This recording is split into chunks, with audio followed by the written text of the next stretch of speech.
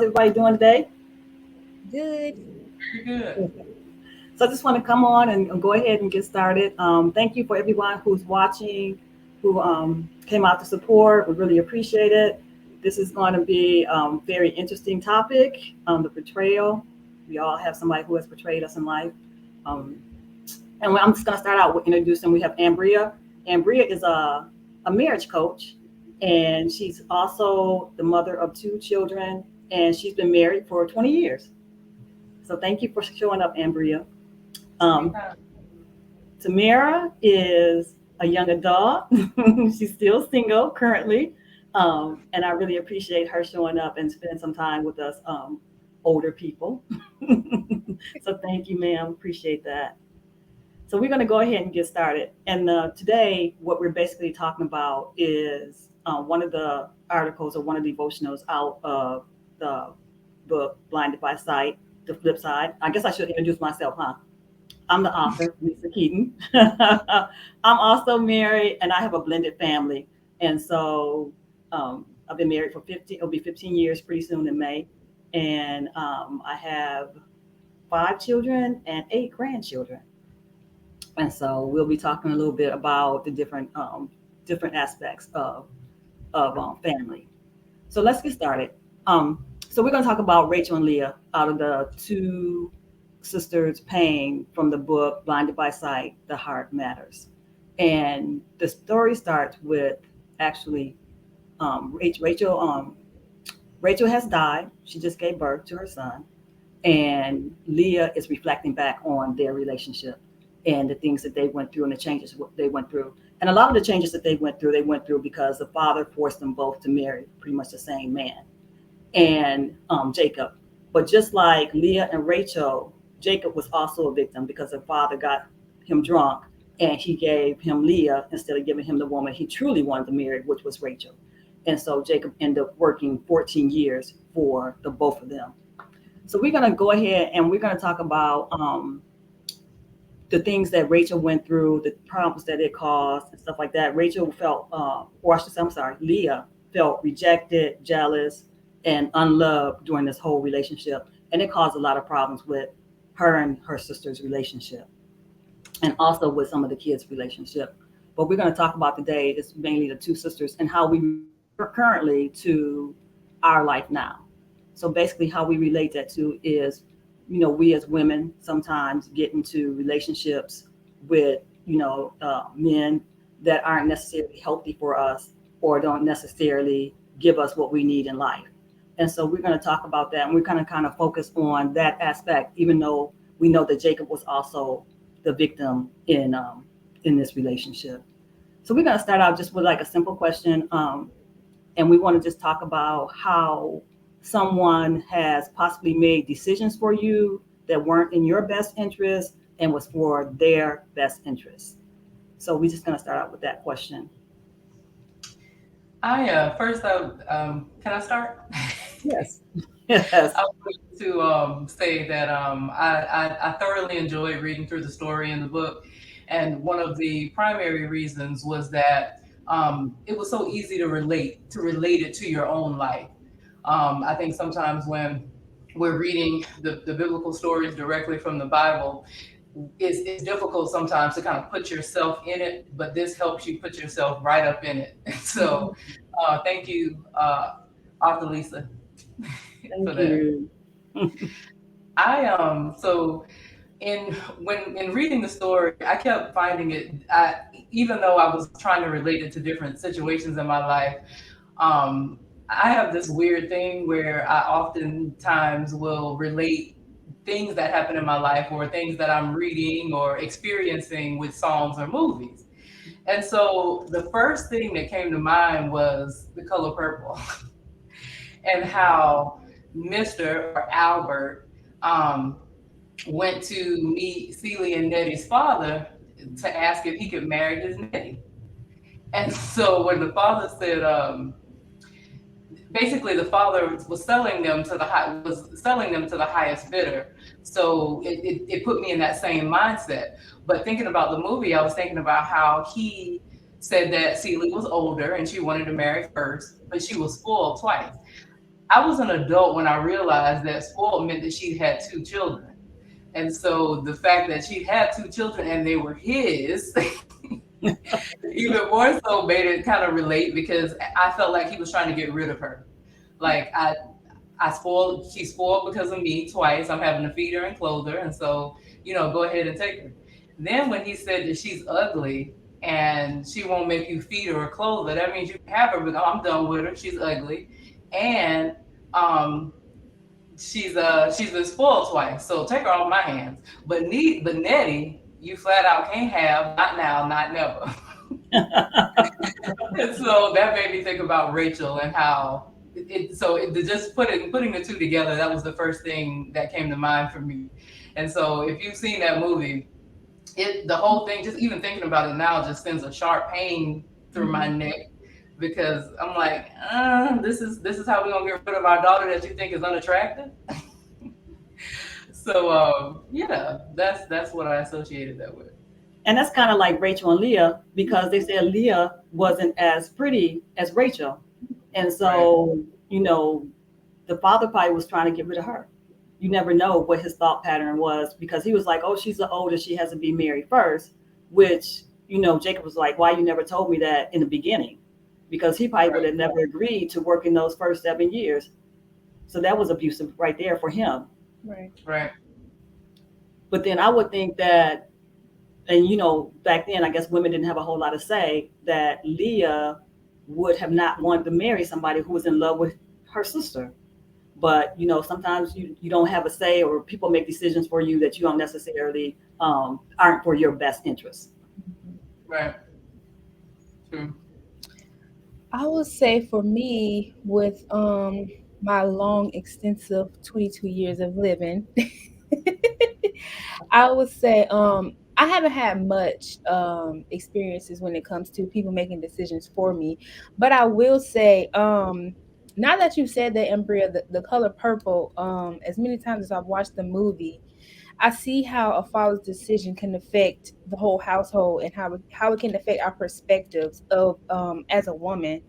um Not trying to get into like the gender roles and everything, but women, our essence is very nowadays heavily dependent on a man sometimes, and the power of words.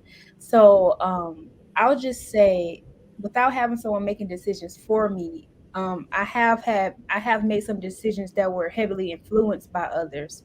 So peer pressure, like being in high school, also graduating, going to college, finally making decisions on my own.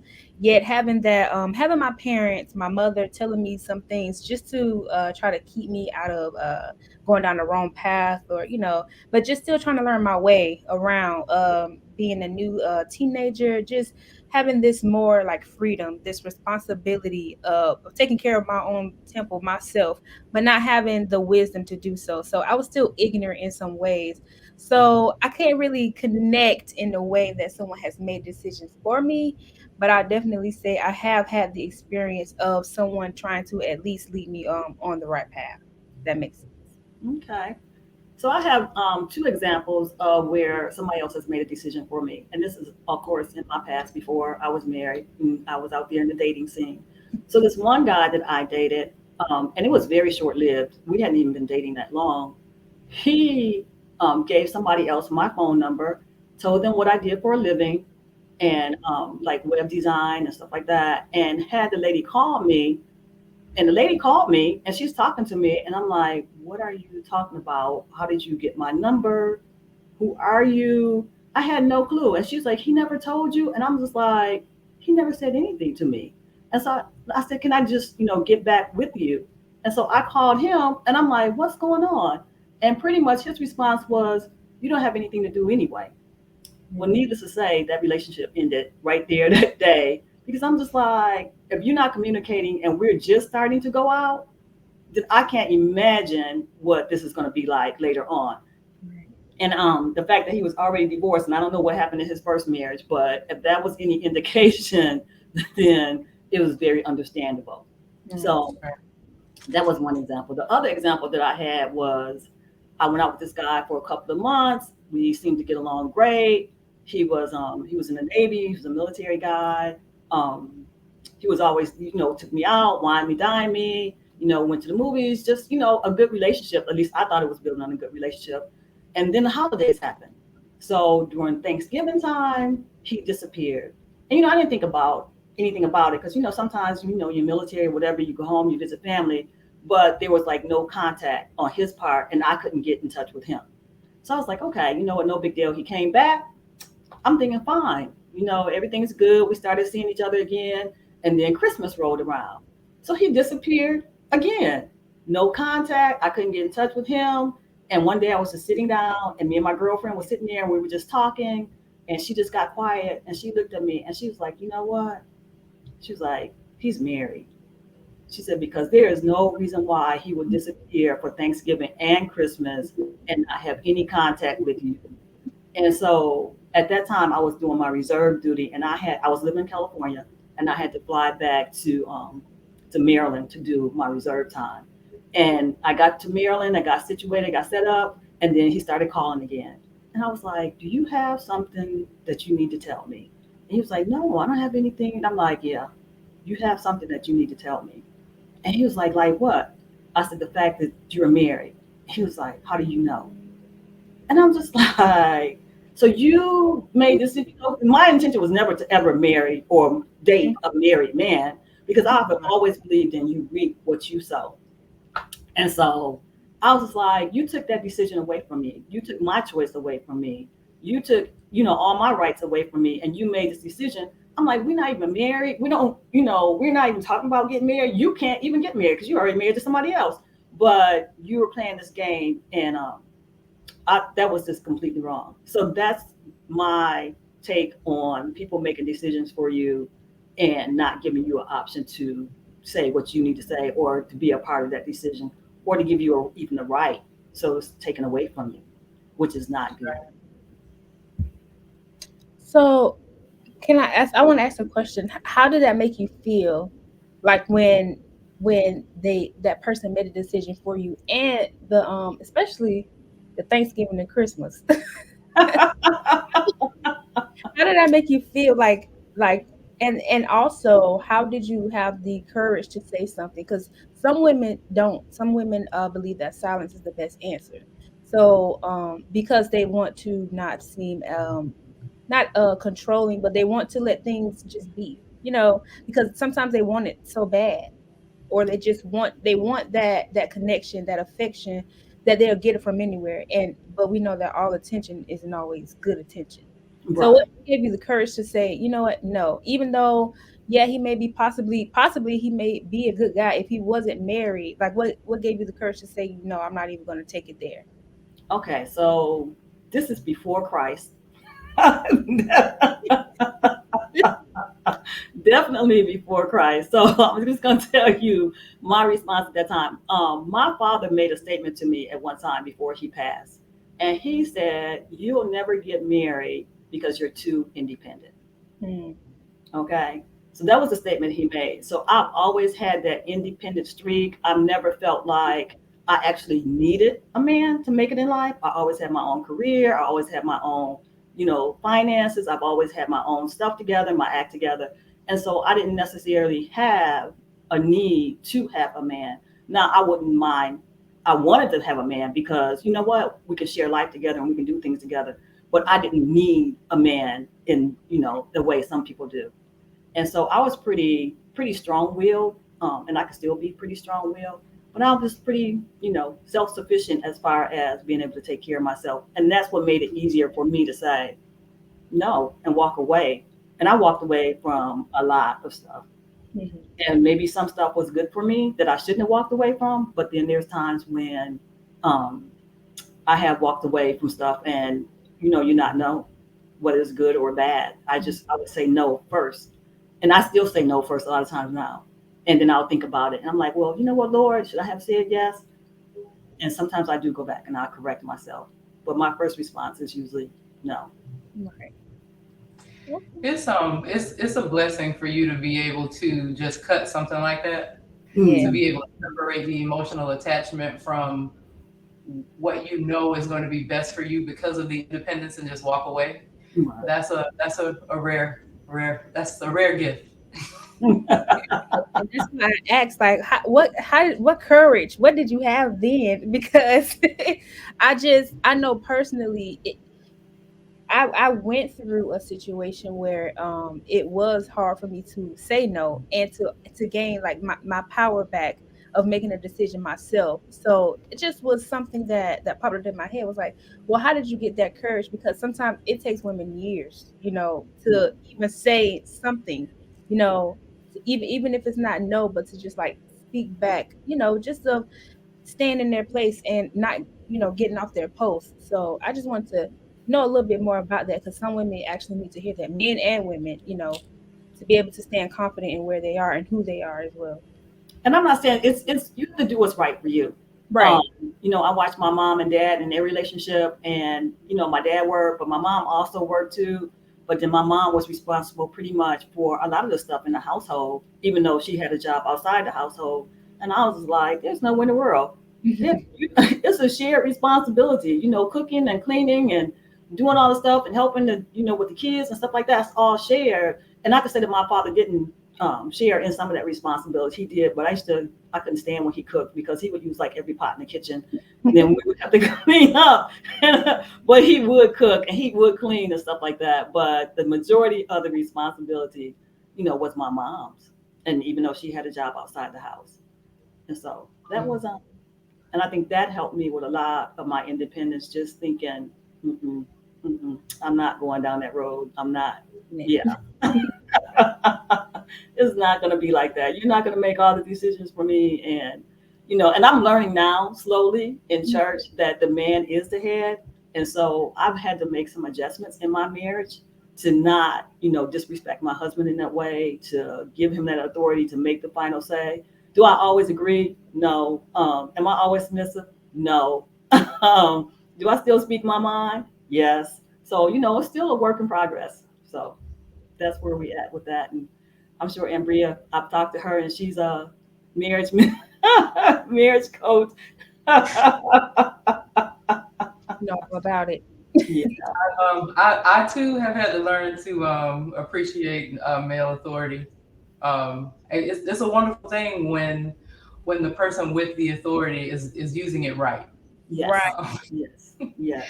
So yeah, it's a wonderful thing. We were created to desire that, Yes. not to be abused, but when a man uses his authority the right way, it's something that we desire and it's healthy. That is very true. That is very true. Well, y'all pray for me. Hopefully you'll get there one day and all things will be well. Because right Amen. now you're learning at a young age and learning Yeah. how to walk in Christ. Yes. So, and we're going to go on. Have you been close to someone you allowed another individual to come between you? So, say for instance, if you had a friend, and then you met a guy or you met a significant other, and that person either came in and you dismissed your girlfriends because you just wanted to focus on that person, or have you allowed that guy to come in and he isolated you from your friends or your family? So that's kind of where we want to go. I don't really have an example of like that because because I was so strong or I am so strong. I don't, I think it's, hey, if I like you, then you should be able to meet my friends. You should be able to hang out with my friends. We should all be able to get along. We should all be able to um, communicate, be together, family, friends, whoever, and not have any separation. And that's how it should be. Hmm. But I was doing something I have no business doing.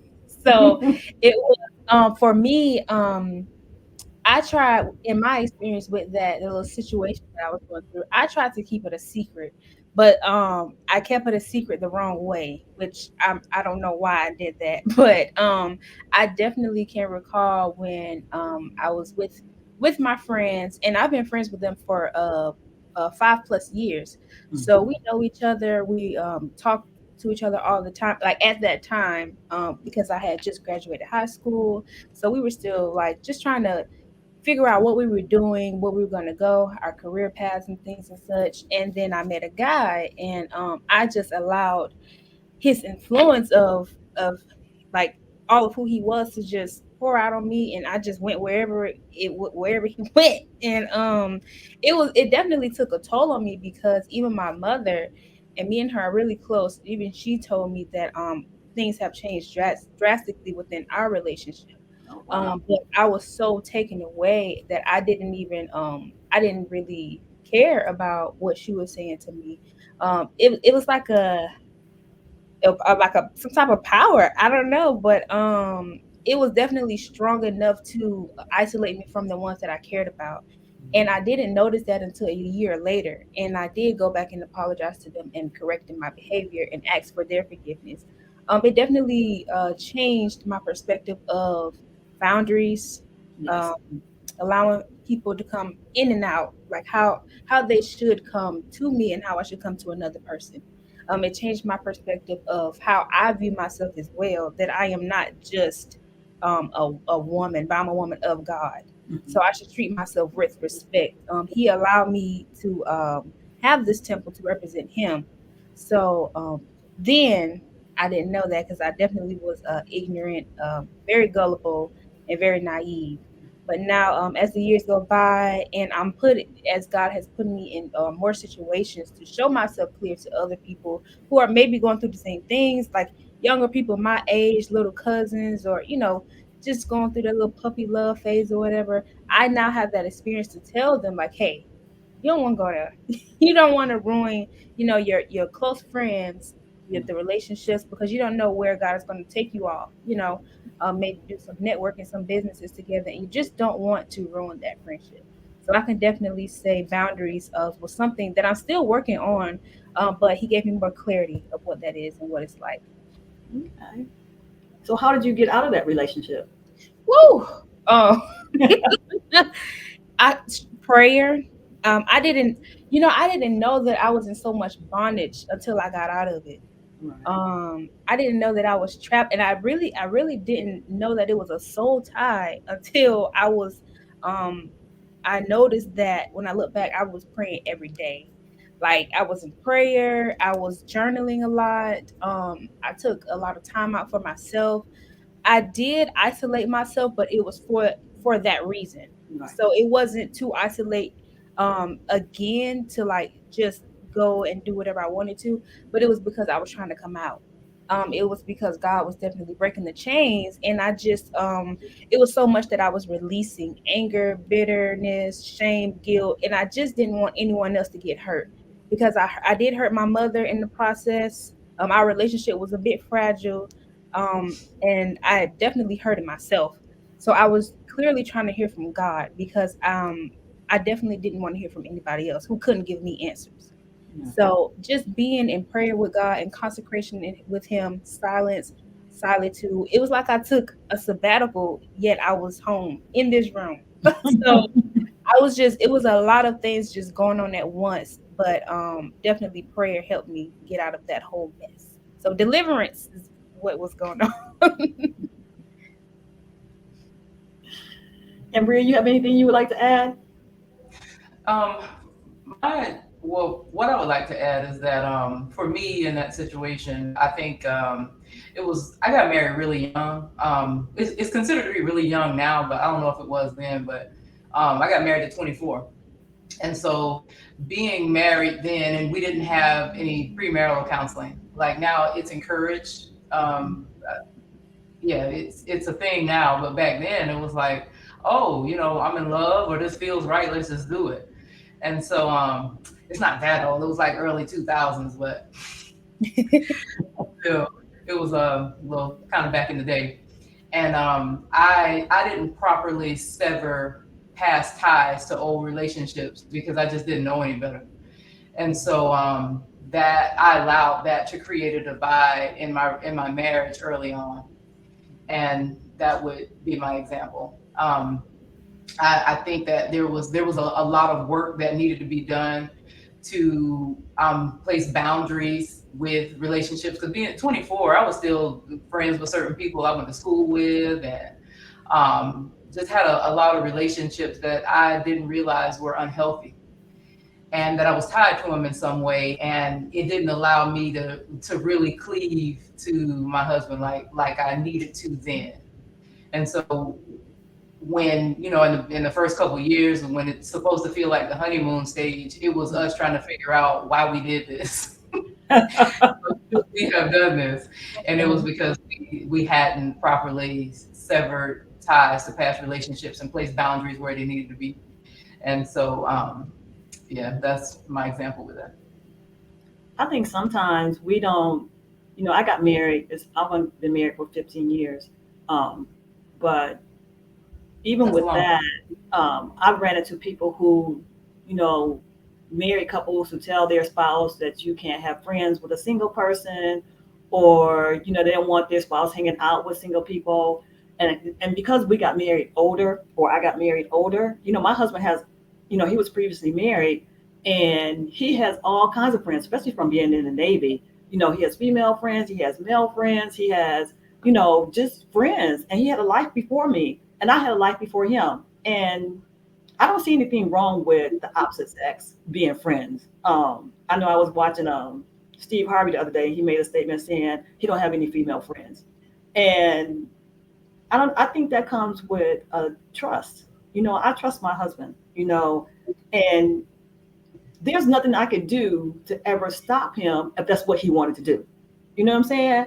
So I'm Yeah. like, if that's in you, then that's just in you. That's who you're going to be, and that's what you're going to do. But if it's not in you, then you're not going to do it. So, and I know we all can have everything in us, but it depends on what you allow to control you or what you allow to dominate you. So, you can have stuff, you can have that desire, you cannot have that desire, but you have to be comfortable with who you are and be comfortable with the person who you marry and trust them to do what's right, hopefully by you, and make the right decision. So, and then you have to, That's a very, oh, I'm sorry, go ahead. no, finish. Go ahead. That's a very healthy mindset about that. In working with couples in the early stages of their relationship, sometimes in the later stages, you'd be surprised at how the approach to that differs by age group. Mhm. Like Tamara, for example, like how do you feel about having friends of the opposite sex that are single? Um, I'm gonna be mature here. And I was gonna point that out. I was gonna say the younger generation, because we're not big on getting to know ourselves. Like the insecurity plays a huge part. It's just insecurity plays a huge part in why relationships in my generation don't work at all. So I feel like that lies in okay, you can have like your best friend. Say I've been best friends with the dude for 5 years, and then I meet somebody. Well, I'm sure if I had this my best friend for 5 years, we've been through some things, we talked a lot, and we have that connection. I would still want him to be in my life. But I just believe that some boundaries now needs to be set now that I have someone who's pursuing me. My best Mm. friend he was not pursuing me in that way, in a relation, like an intimate relationship, but we were best friends, we do have that connection. However, someone else is pursuing me with the intention to marry. So I honestly think it just has to be healthy in a sense. Now I'm saying that to be mature, but he better not be talking to nobody.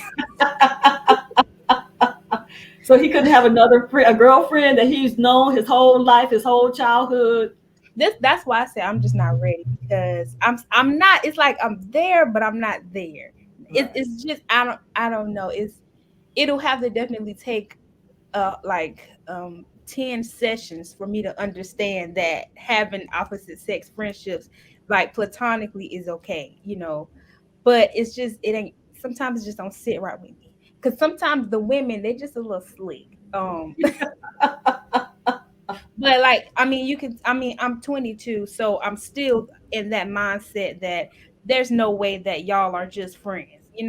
But as you get older, I'm sure you got, and that trust, and you guys have been through some things, and he's intentional, with whoever he's pursuing, and he knows exactly who he wants, and he has his eyes just on that one person, then sure. But sometimes I'm just like, there's no way. So it's like a 50-50. I can't really say. I kind of think the way that Lisa, well, that the both of you do about it. But my husband is the total opposite. He's like, nah. He He's like, friend. He's something about you keeps him there, and it's not just the childhood friendship or he always feels like it's something more. So we have a healthy debate about that often. That's But how do interesting. you? Oh, I'm sorry. Right. That's interesting because my husband, being in the Navy, he has some friends. One of his friends, Angie. I mean, she's. I call her and she calls me, and we probably talk more than him and her talk. And so, Yeah. we're friends. And he has other friends that I've talked to on the phone, or if they come in town, we'll go hang out and stuff like that. So I'm just like, that's your past. That's it's what it is. It's it's not a big deal to me. The youngest couple that we mentor, I remember asking their input. Like, we work with so many different couples that I will pull on them from time to time and be like, "Tell me what you think about this from your perspective." And the youngest couple that we work with, I asked her how she felt about her husband, because I know her husband has female friends, but they seem to do great with it. And she said that she actually wants to know his female friends and wants to get to know them and hang out with them because she thinks that they're cool. But what she also explained to me was that they do have healthy boundaries. Like, she's not texting and calling late at night. She knows her well. And I think that's the difference sometimes, is how open is this relationship? Hmm. Is there anything that's hidden? You know what I mean? And I think if those things are disclosed and put on the table, it's possible to have a healthy relationship, and it's actually good, especially if she was like, I want to get to know them. Like, I desire to know his female friends because they seem like good people. And so I thought that was a healthy approach to it. That's a very healthy approach to it. Very And healthy. speaking of, because you said you were kind of, I guess, ignorant to some ways, and that's a word that you use. But I think you're a wise young lady. Um, Thank you. but have you considered like being maybe how can I say it? Do you feel like your self-esteem is low, or maybe you feel like maybe inadequate in some kind of area, or you just not trusting, or what do you think causes that, and how does that make you feel if you didn't know that he would have friends or female friends?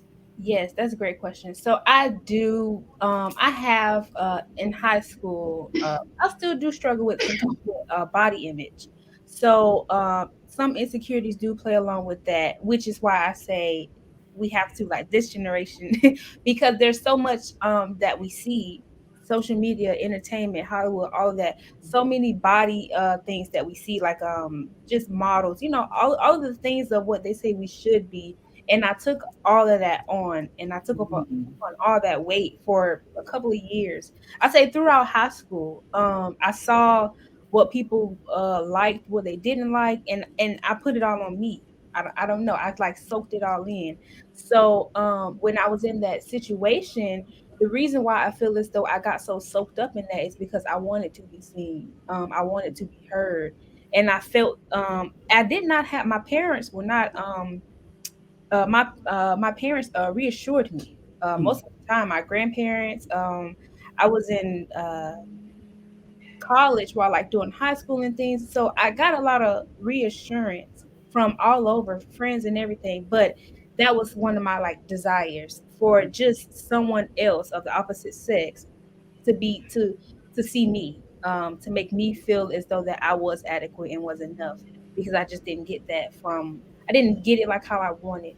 So it definitely, when it comes to having the opposite sex, like friendships, platonic friendships, that's something that is like a trigger to me because of what I went through.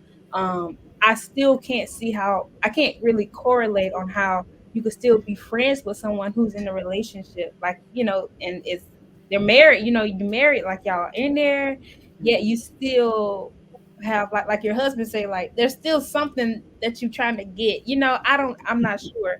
Yet you belong to somebody else. So it's just yeah, a lot of things that I have to learn how to let go of once I do start um once the Lord allows me to be in a relationship, when that season comes. But right now I still am working on that, like the insecurity, the body shaming, having confidence in him, not only myself, but knowing that I am worthy, and knowing that I've always been beautiful, knowing that I've always been claimed by him, and I don't need the opinion and the validation of others. So still working on that, but that is a huge piece of why, like, you see my perspective of this different from you guys, because I went through something that was a bit traumatic, and it just morphed everything into like inside out. So I'm trying to learn and unlearn at the same time. Okay. All I'm Good. getting there. right. And that's what it's all about. It's about growth, and Yes. it's about changing and having a good foundation and knowing who you are and being comfortable with where you are in life and knowing that you know what you are good enough by Right. yourself. Right. And a person that comes into your life is there to enhance that and not make you, because God made you. So Yes. you're already made. So nobody else can do that.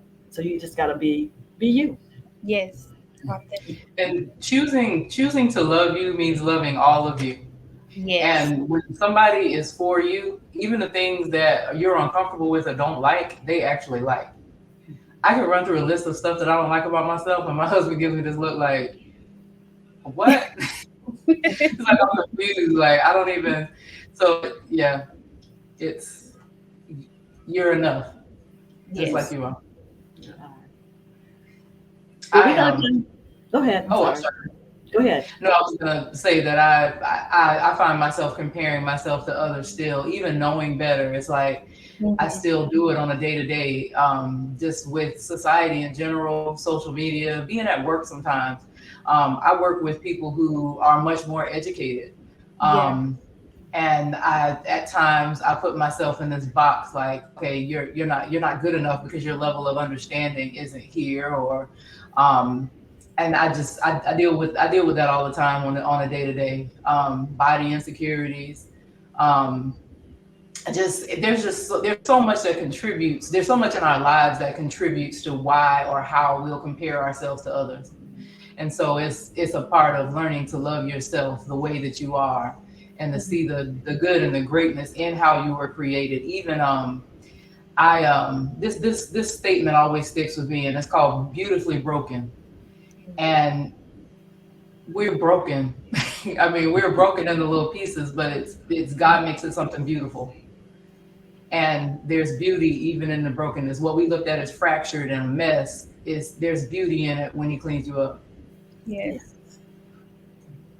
And when you just said that word about the broken pieces, I thought about mosaic.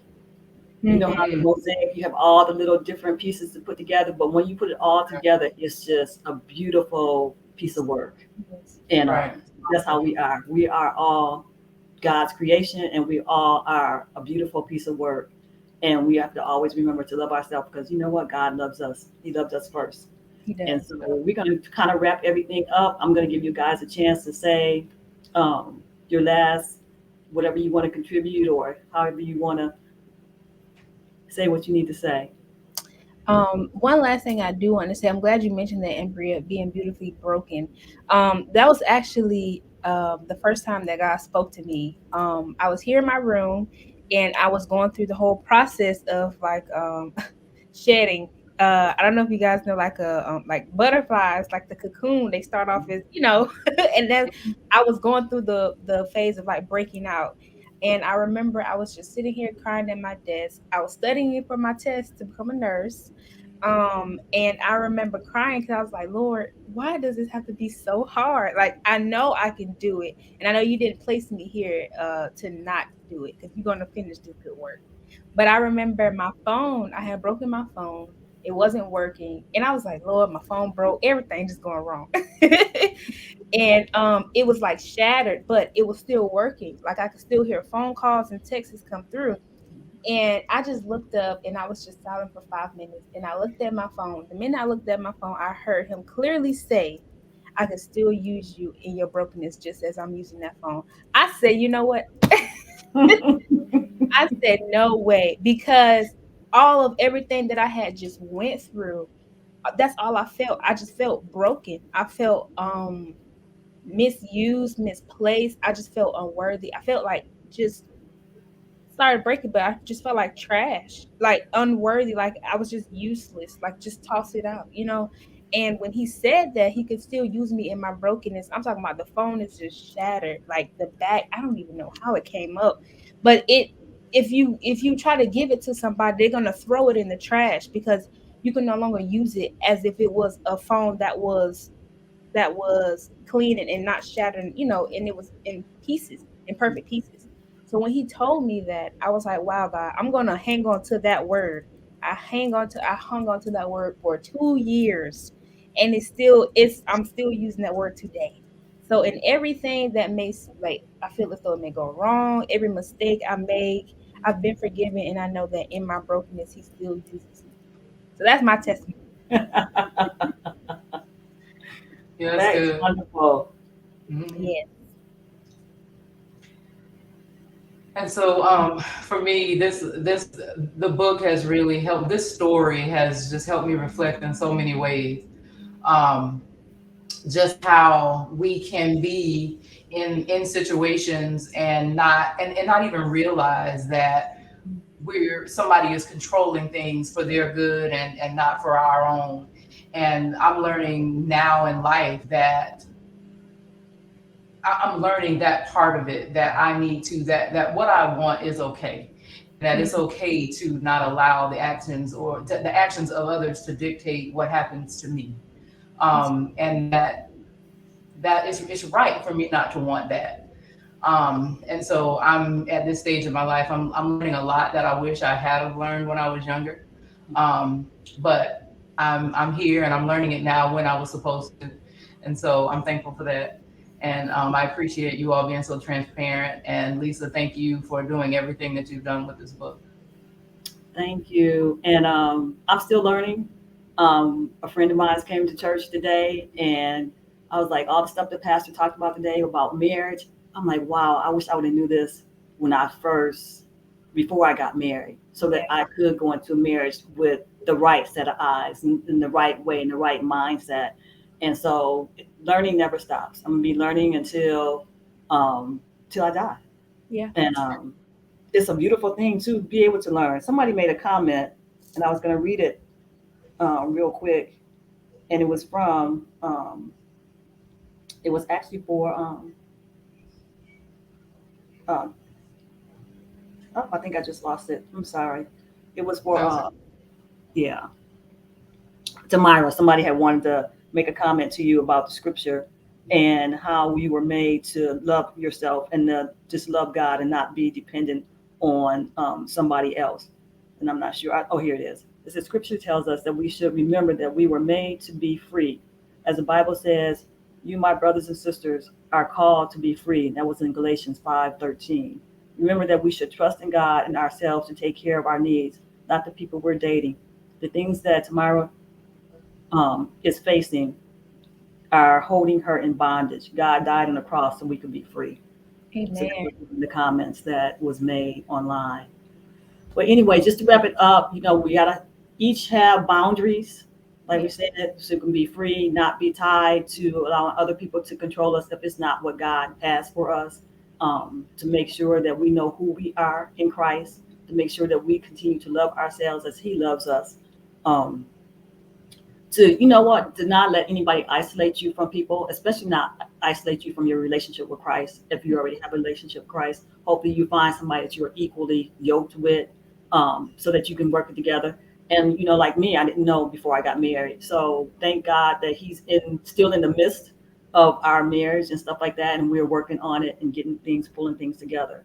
um, Also, what we are, what God made us to be, and we just have to have confidence in ourselves, confidence in the God that made us, and just trust that He knows what's best, and He can use the good, the bad, and the ugly, and bring it all together to look like it's a mosaic picture, and use yeah. all of us.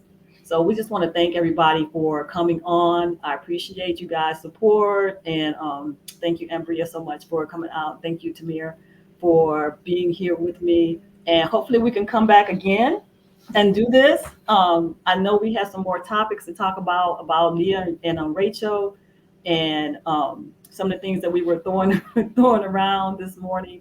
Um, and so I don't even know if I want to share, but some of them are pretty good because childhood trauma, about the blended families. One was bargaining for sex. What are you willing to trade? Because they did bargain Jacob for sex. So it's really interesting topic. I love the book, Please, if you want to read some of the stories, it's called Blinded by Sight, The Heart Matters. It's on Amazon. It's also on my website. My website is claimed, www.claimedbyhim.com. And go out. If you purchase a copy, I will definitely sign it and take care of all the shipping costs, and just enjoy it and read it. And we love you guys. Take care. Thank you for everybody for coming. Thank you. Thank you, Lisa.